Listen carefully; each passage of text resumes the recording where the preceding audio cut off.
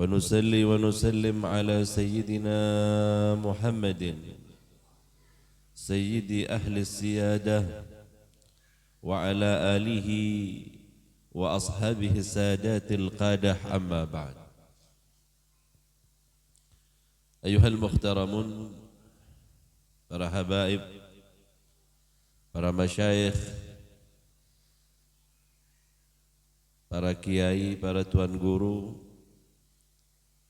keluarga besar, ikhwan akhwat Tarekat Alawiyah Naqsyabandiyah Muhsiniyah, semoga Allah Subhanahu wa taala senantiasa mencurahkan rahmatnya kepada kita semua, amin Allahumma amin.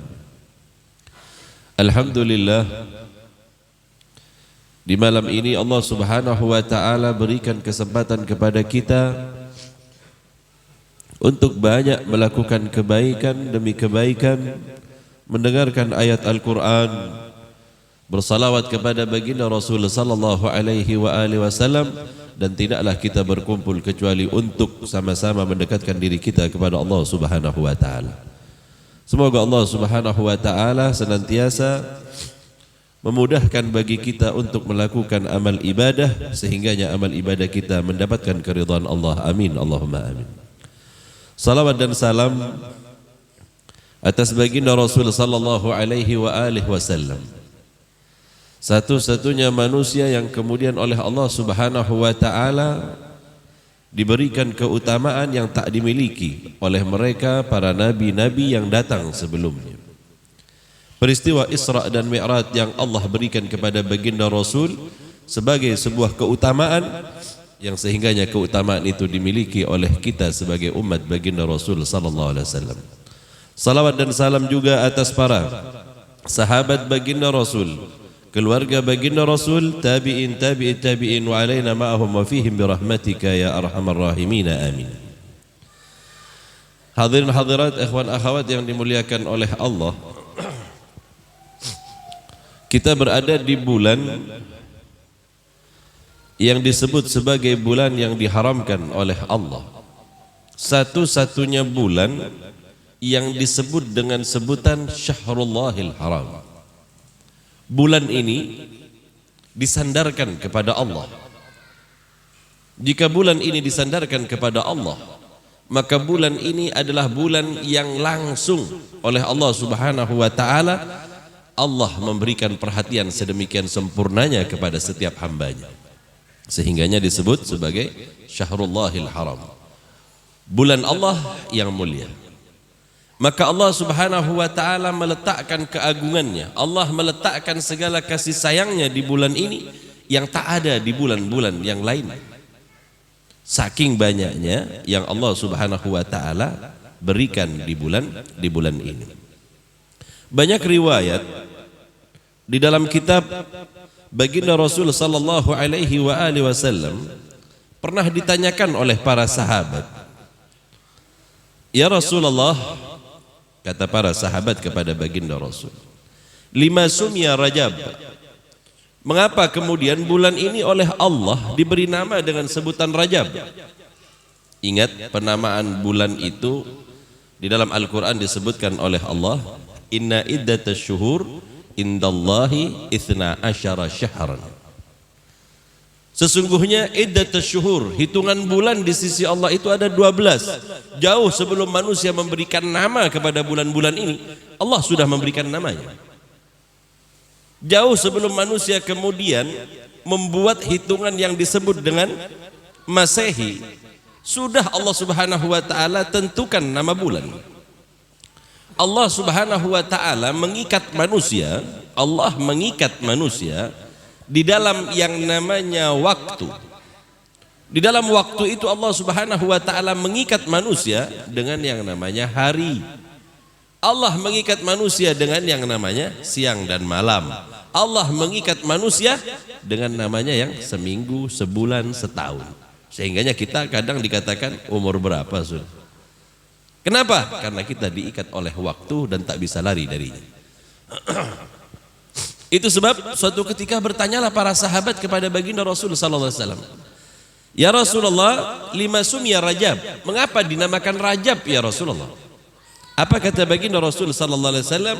Li'annahu yatarajjabu fihi khairun katsirun li Sya'ban wa Ramadan. Kenapa diberi nama Rajab? Kata baginda Rasul karena di dalamnya, di dalam bulan Rajab, yatarajjab, turunnya enggak tanggung-tanggung, banyak yang Allah turunkan, penuh yang Allah turunkan di bulan ini. Fihi khairun katsirun, kebaikan-kebaikan yang banyak di bulan Rajab itu Allah curahkan luar biasa di bulan Rajab. Sehingganya apa saja yang kita kerjakan di bulan Rajab ini dilipat gandakan oleh Allah Subhanahu wa taala sampai batasan yang manusia tak mengetahuinya.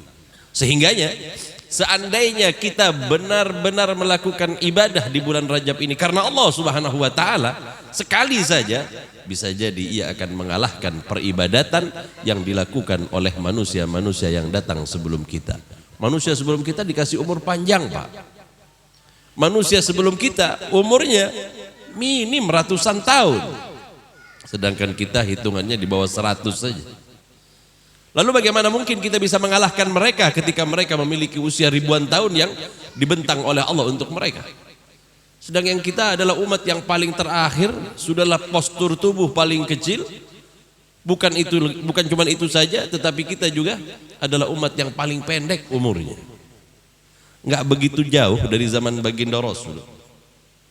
Ada satu kaum disebut dengan sebutan kaum Sasanid.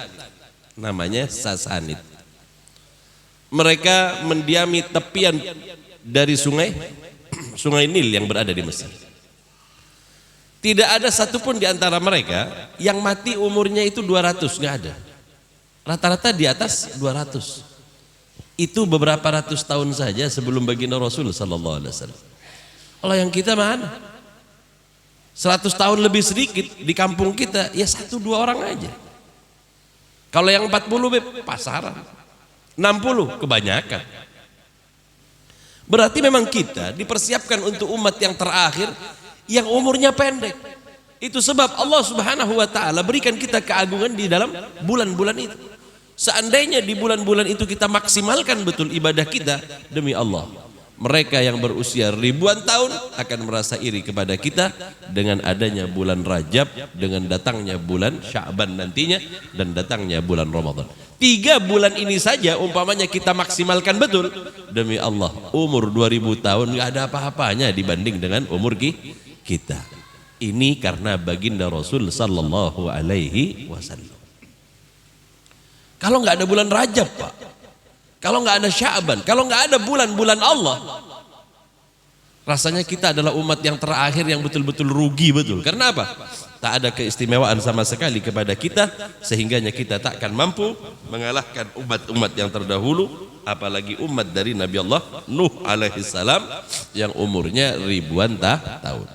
Konon umat Nabi Allah Nuh itu kalau mati umur 200 itu masih kanak-kanak, Pak. Meninggalnya masih kanak-kanak. Naudzubillah wal iyadubillah. Itu sebab mumpung Allah berikan kita waktu, maka Allah Subhanahu wa taala berikan keutamaan kita dengan masuknya kita di bulan Rajab, Sya'ban dan Ramadan. Kita betul-betul maksimalkan 3 bulan ini agar Allah Subhanahu wa taala memasukkan kita ke dalam surganya, karena kita jauh lebih banyak memiliki keutamaan dibandingkan umat-umat yang lain. Di waktu yang lain juga Rasulullah sallallahu alaihi wasallam berkatalah Anas bin Malik. Kata Anas bin Malik, aku pernah mendengar baginda Rasul sallallahu alaihi wasallam bercerita tentang bulan Rajab. Apa kata baginda Rasul? Inna fil jannati nahran yuqalu lahu Rajab. Kata baginda Rasul, ketahuilah bahwa sesungguhnya di dalam surga ada sungai yang namanya Rajab. Nama sungainya Rajab. Ini kalau Rasulullah yang cerita pantas. Karena apa? Baginda Rasul melakukan perjalanan tadi dan baginda Rasul menyaksikan satu persatu. Bahkan di dalam riwayat disebutkan ketika baginda Rasul menyaksikan sungai yang terbuat dari madu, baginda Rasul bertanya, untuk siapakah sungai ini? Untuk mereka yang begini, begini dan begini. Ketika baginda Rasul melihat Sungai yang terbuat dari susu. Airnya jauh lebih putih dari susu, lebih manis daripada madu, lebih dingin daripada es yang ada. Baginda Rasul bertanya, untuk siapa ini? Buat orang yang pernah puasa sehari saja di bulan Rajab. Apa cuma minum saja kemudian dimasukkan ke neraka lagi? Enggak, berarti dia adalah penghuni surga. Hanya dengan sekali saja berpuasa. Nah, ini dalam riwayat yang lain disebutkan, inna fil jannati naharan, sesungguhnya di dalam surga ada sebuah sungai, yuqalu lahu Rajab, disebutnya sebagai Rajab, sungai Rajab namanya. Man sama min Rajab yauman wahidan, barang siapa yang berpuasa sehari saja di bulan Rajab, apa kata baginda Rasul, sagahullahu min dzalikan nahar, Allah akan berikan dia minum dari sungai tadi sehari aja. Nggak repot-repot Pak, sehari. Dulu ketika saya belajar di negeri Hadramut, saya pernah bertanya kepada guru saya, Al-Habib Abdullah bin Muhammad bin Syahab, ya Habib, bagaimana kebiasaan orang-orang di Hadramut? Beliau kemudian bercerita, kami mulai usia kanak-kanak diminta untuk berpuasa. Kapan itu Habib? Di awal bulan Rajab. Tetapi karena Rajab itu adalah bulan yang memiliki keutamaan, maka orang-orang tua kami mengatakan apa? Jika dihidangkan kepadamu sesuatu yang baik, mustahil rasanya kita mau meninggalkannya. Artinya kita bakal menghabiskan. Seandainya disuguhkan kepada kita makanan yang semuanya enak-enak, bisa jadi kita habisin. Nah, ini Allah sedang suguhkan makanan surga kepada kita. Allah sedang hadapkan kepada kita hidangan-hidangan yang berasal dari surga. Akankah engkau membiarkan bersisa? Demi Allah tidak. Maka kemudian kami, kata beliau bercerita kepada saya, tidak pernah menyia-nyiakan pemberian Allah Subhanahu wa taala. Ketika datang bulan Rajab, dari tanggal 1 kami berpuasa sampai terhabisnya bulan Rajab dan terbitlah fajar bulan Sya'ban. Jika engkau tahu keutamaan di dalam Sya'ban sebagaimana diceritakan oleh baginda Rasul, maka engkau pun tidak akan pernah meninggalkan keutamaan di dalamnya. Maksudnya puasalah di bulan Sya'ban. Lalu beliau berkata, setelah Sya'ban ada bulan Ramadan. Ramadan wajib. 10 pertama dengan keutamaannya, 10 kedua dengan keutamaannya, dan 10 yang ketiga pun memiliki keutamaan. Baru setelah itu masuk di bulan Syawal. Kalau di bulan Syawal ya Habib, di bulan Syawal itu 6 hari di bulan Syawal itu adalah puasa yang sungguh luar biasa. Suruh puasa lagi. Jadi mereka berpuasa di Rajab, Sya'ban, Ramadan, dan 6 hari. Waktu itu saya tanya, yang di depan kah Habib 6 harinya, di tengah atau di belakang? Semua di bulan Syawal itu memiliki keutamaan yang luar biasa. Jika dihidangkan kepadamu kebaikan dari Allah, jangan kau sia-siakan, habiskan semua itu. Syawal puasa habis. Setelah itu masuk apa? Bulan Dzulqa'dah, Dzulhijjah, Muharram. Semuanya adalah bulan-bulan yang diharamkan oleh Allah. Dari Rajab, Pak. Rajab, Sya'ban, Ramadan, Syawal, Dzulqa'dah, Dzulhijjah, Muharram. Kata mereka, kata beliau, kami di masa kecil kami ketika kami berpuasa sebanyak 7 bulan dalam setiap tahun. 7 bulan puasanya, Pak. Namun yang kita berapa, Pak? Senin Kamis kalau ingat, Beb. 13, 14, 15 kalau pas lagi punya masalah, Beb. Lalu kapan kita akan meniru mereka yang apabila dihidangkan kepada mereka apa-apa yang berasal dari Allah, maka mereka menghabiskannya dan tidak menyisakan sama sekali buat apa yang setelahnya. Artinya mereka tidak menyia-nyiakan. Seandainya 7 bulan ini dimaksimalkan, maka tak ada kaum, tidak ada umat yang mampu mengalahkan apa yang kita lakukan. Itulah yang kemudian diajarkan oleh beliau kepada kami untuk kemudian berpuasa di bulan Rajab sampai kepada bulan Sya'ban, baru kemudian masuk kepada bulan Ramadan. Atau di dalam riwayat yang lain juga baginda Rasul sallallahu alaihi wasallam disebutkan, Abu Hurairah radhiyallahu an, beliau berkata, anna Rasulullah sallallahu alaihi wa alihi wasallam yatimmu sauma syahri ba'da syahri Ramadan illa Rajab wa Sya'ban. Baginda Rasul itu belum pernah menyempurnakan puasanya sebagaimana puasa dan Sya'ban. Dari sini yang kemudian diambil oleh ulama-ulama Hadramut bahwa baginda Rasul belum pernah menyempurnakan puasa di bulan-bulan yang lain semisal Rajab, Sya'ban. Sehingganya pernah didapat baginda Rasul berpuasa di bulan Rajab secara penuh. Pernah juga didapat baginda Rasul berpuasa secara penuh di bulan Sya'ban. Inilah yang kemudian diambil oleh ulama Hadramut dan diterapkan mulai usia kanak-kanak. Kemudian lagi di dalam riwayat yang lain Abdullah ibn Abbas bercerita, qala Rasulullah sallallahu alaihi wasallam. Suatu ketika Abdullah bin Abbas mendengar baginda Rasul sallallahu alaihi wasallam berkata, apa kata baginda Rasul? Man sama yauman fi syahri haram. Barang siapa yang berpuasa sehari di bulan haram. Ingat kalau kita berpegang kepada Al-Qur'an, inna iddatash syuhur indallahi 12 syahran fi kitabillah yauma khalaqas samawati wal ard minha arba'atun hurum. Ada 4 bulan yang diharamkan. Ini secara umum. Berarti Rajab, Dzulqa'dah, Dzulhijjah dan Muharram. Apa kata baginda Rasul? Barang siapa berpuasa sehari di bulan yang diharamkan, kataballahu lahu bikulli yaumin syahran. Puasanya sehari sama dengan satu bulan. Puasa satu hari sama dengan 1 bulan. Berarti kalau 1 bulan puasa berapa tuh? 30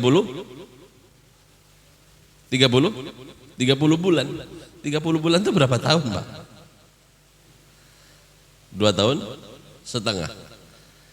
Kalau 4 bulan kita puasa semuanya, nah disinilah yang dilipat gandakan.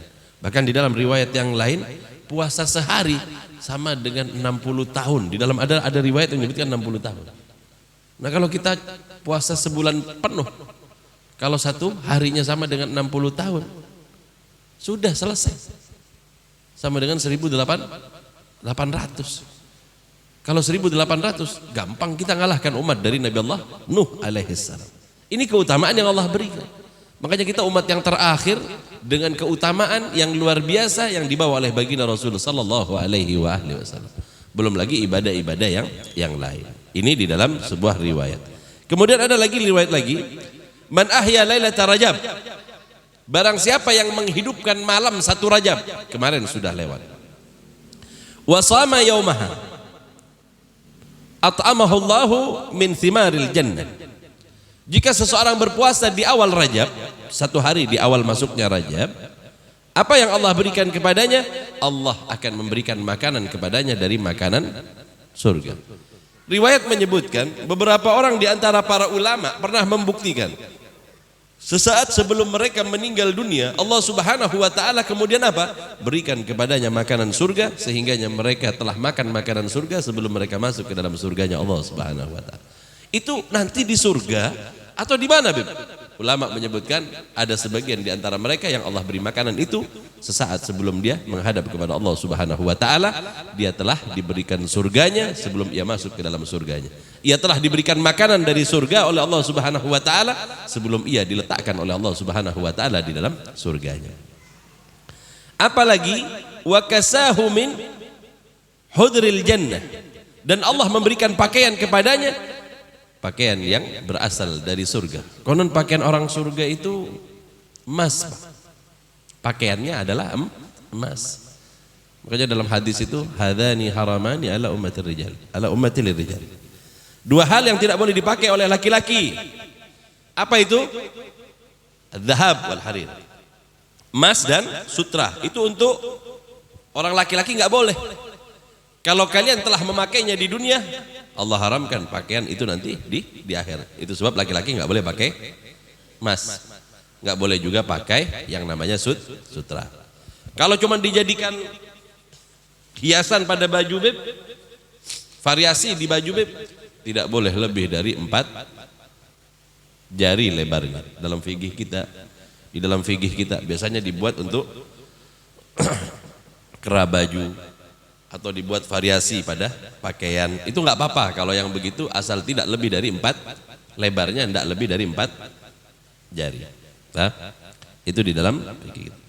Nah, kalau orang telah menggunakannya di surga, kalau telah menggunakannya di dunia, diharamkan oleh Allah Subhanahu wa taala mengenakan pakaian ini kelak di surganya. Naudzubillah wal iyadu billah. Kemudian apa lagi? Wasaqahullahu min rahiqim mahtum.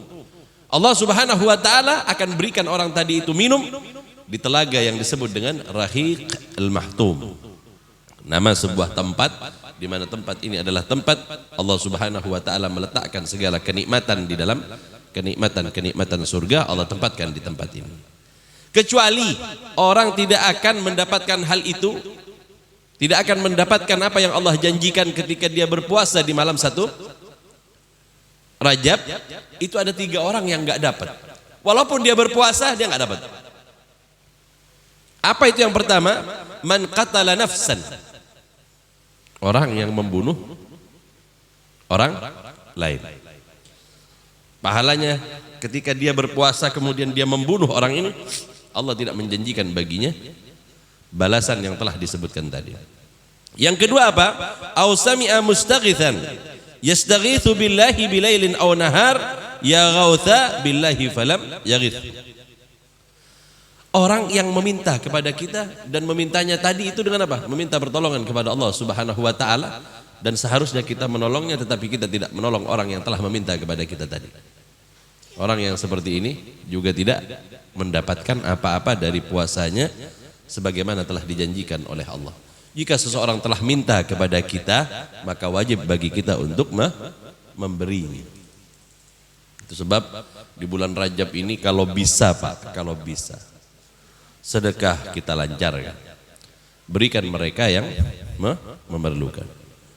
Di sini disebutkan yang ketiga, orang yang tidak akan mendapatkan apa yang dijanjikan oleh Allah Subhanahu wa taala.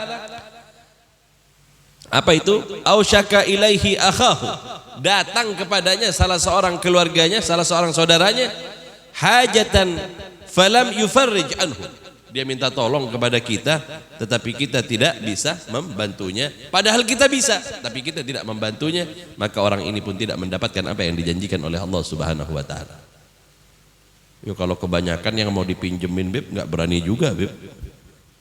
Kan manusia memang begitu. Manusia memang begitu. Naudzubillah wal iyadu billah.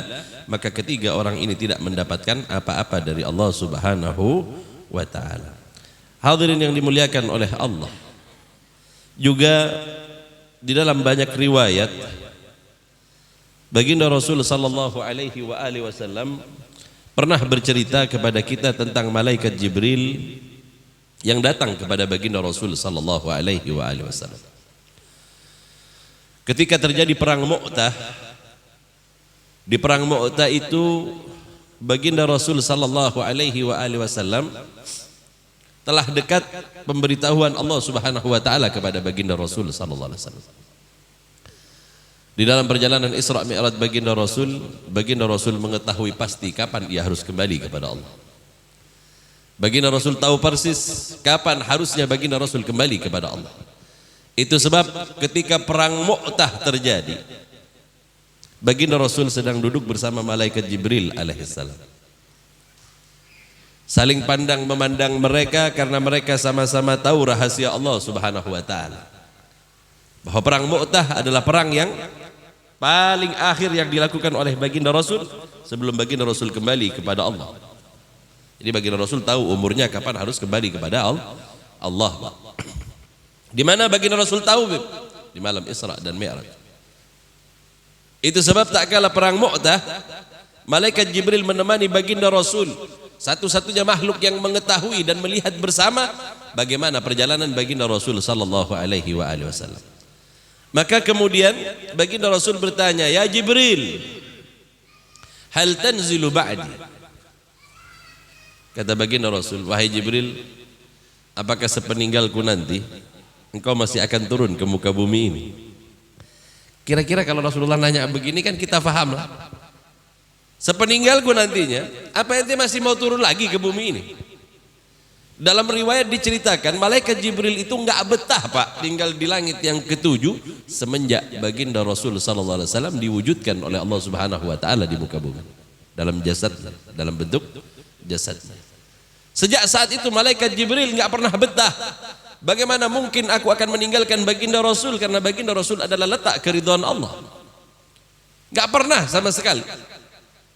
Maka di dalam riwayat disebutkan malaikat Jibril turun sebanyak 124.000 di zaman baginda Rasul sallallahu alaihi wasallam hanya untuk berjumpa dengan baginda Rasul sallallahu alaihi wasallam. 124.000 kali turunnya. Kalau di zaman nabi-nabi yang lain, malaikat Jibril hanya menyampaikan wahyu saja.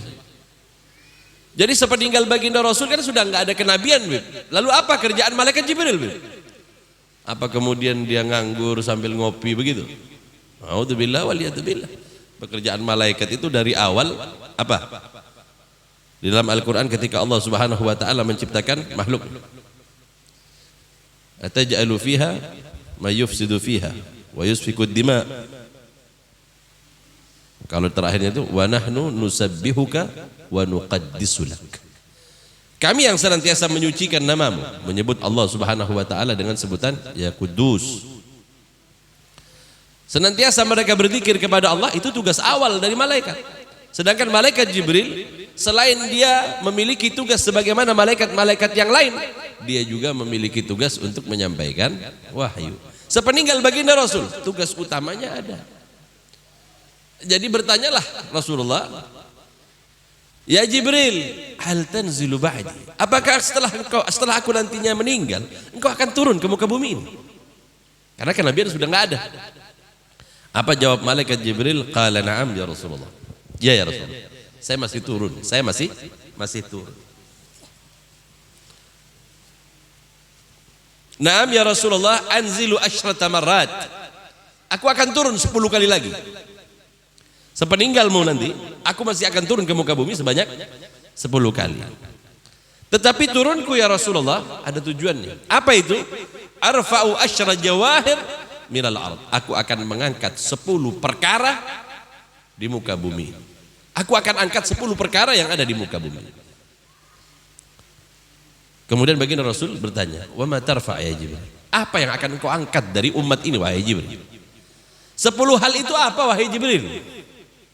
Maka malaikat Jibril berkata, arfa'ul barakah minal ard. Yang pertama, aku akan angkat keberkahan di muka bumi.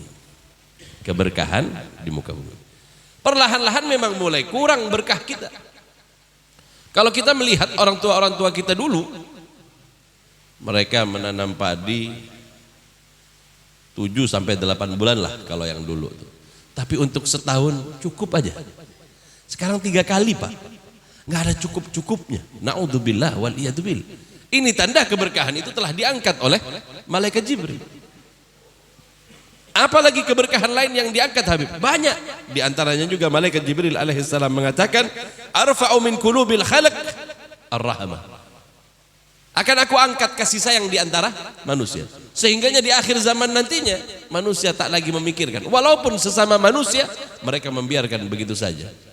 Padahal dalam keadaan perlu, padahal keadaan genting, keadaan darurat. Dia memerlukan sesuatu. Allah angkat rasa itu dan mereka tak lagi peduli kepada sesama manusianya. Kayaknya ini zaman sudah mulai. Zaman ini sudah ada. Dan keberkahan kasih sayang itu mulailah kemudian hilang di antara kita. Apalagi arfa'u syafaqah min qulubil aqarib. Aku akan angkat kasih sayang di antara sesaudara. Mulailah sesaudara tengkar gara-gara warisan, gara-gara apa? Akhirnya apa? Nggak nyapa, nggak saling tegur sapa berpuluh-puluh tahun lamanya. Ini pun juga diantaranya yang diangkat oleh malaikat Jibril alaihissalam. Apalagi yang berikutnya? Kata malaikat Jibril, arfa'ul adla minal umara. Aku akan angkat keadilan dari para penguasa. Artinya apa? Mereka tidak akan lagi adil, mereka senantiasa zalim, mereka akan menjadi orang-orang yang diktator, yang hanya kepentingannya sendiri yang diutamakan, sedangkan umat tak lagi diberikan perhatian. Kalau sudah masuk zamannya ya memang sekarang ini. Kapan lagi kalau bukan sekarang? Ya memang semuanya ini sudah terjadi. Bahkan kata malaikat Jibril apa lagi? Arfa'ul haya minan nisa. Aku akan angkat Rasa malu dari para perempuan. Apa ini waktunya? Begitu kejadian. Tak sungkan-sungkan lagi seorang perempuan kemudian apa? Dengan mudahnya untuk menyerahkan dirinya. Naudzubillah wal iyadzubillah. Murah sekarang. Bisa-bisa memang ramalan Joyoboyo sekarang ini jadinya. Naudzubillah wal iyadzubillah. Saking mudahnya. Apalagi yang terjadi? Arfa'us sabar minal fuqara. Orang-orang miskin lagi sudah nggak sabar. Kadang terang-terangan mereka mengambil. Karena apa? Mereka sudah hilang kesabaran karena mereka tak mendapatkan perhatian dari orang-orang yang punya. Apalagi kata baginda Rasul sallallahu alaihi wasallam, arfa'uz zuhud wal wara' minal ulama. Aku akan ambil rasa zuhud.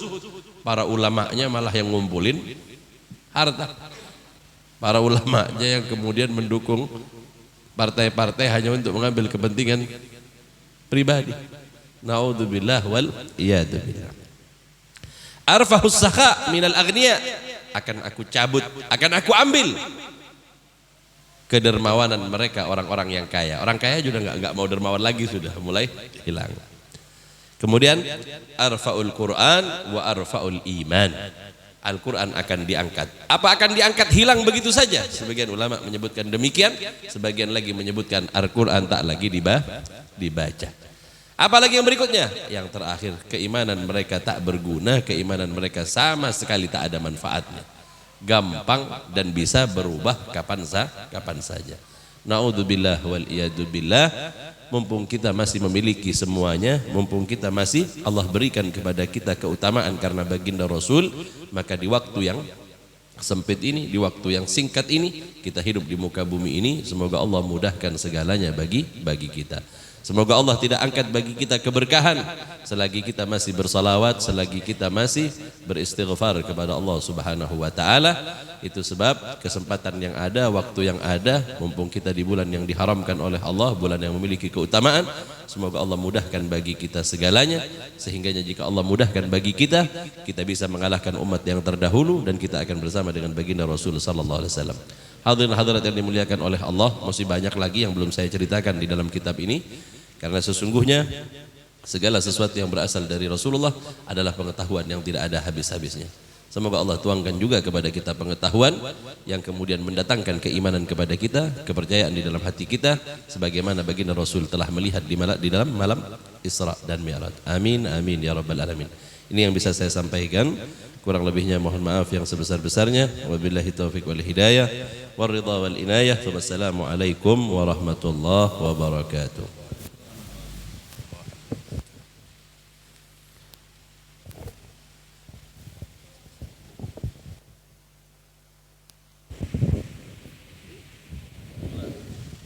Bismillahirrahmanirrahim. Allahumma salli wa sallim ala sayyidina Muhammad fil awwalin wa salli wa sallim ala sayyidina Muhammadin fil akhirin wa salli wa sallim ala sayyidina Muhammadin fil nabiyyin wal mursalin wa salli wa sallim ala sayyidina Muhammadin fil mala'il ala ila yaumiddin wa salli wa sallim ala sayyidina Muhammadin hatta tarithal arda wa man 'alayha wa anta khairul warithin.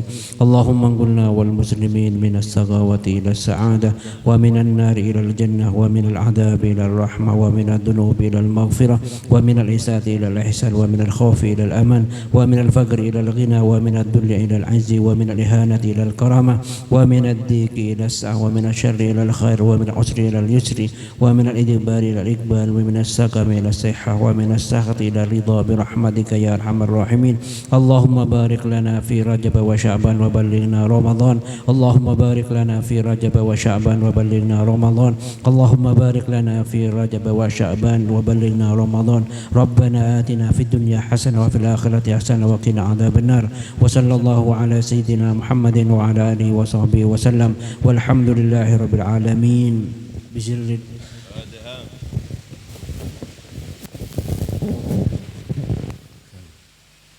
Demikianlah acara kita di malam hari ini telah selesai bersama.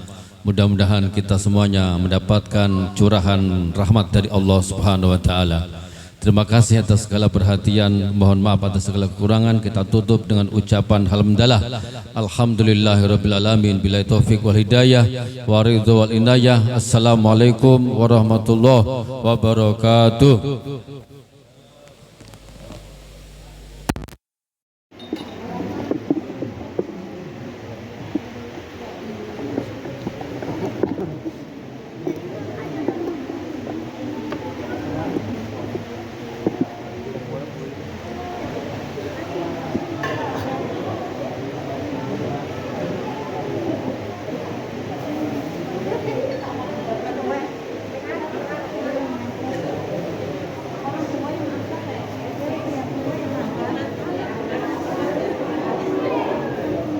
disampaikan kepada ikhwan dan akhwat, diundang oleh Bapak Supri.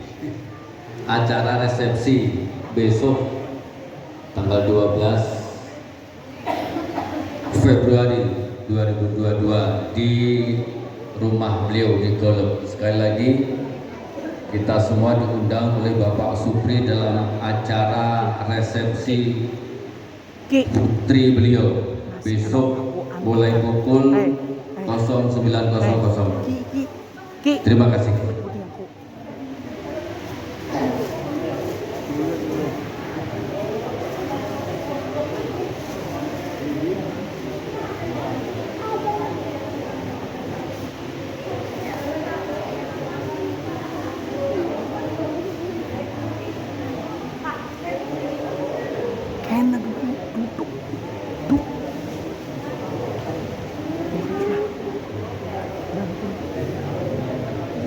Banyak sih.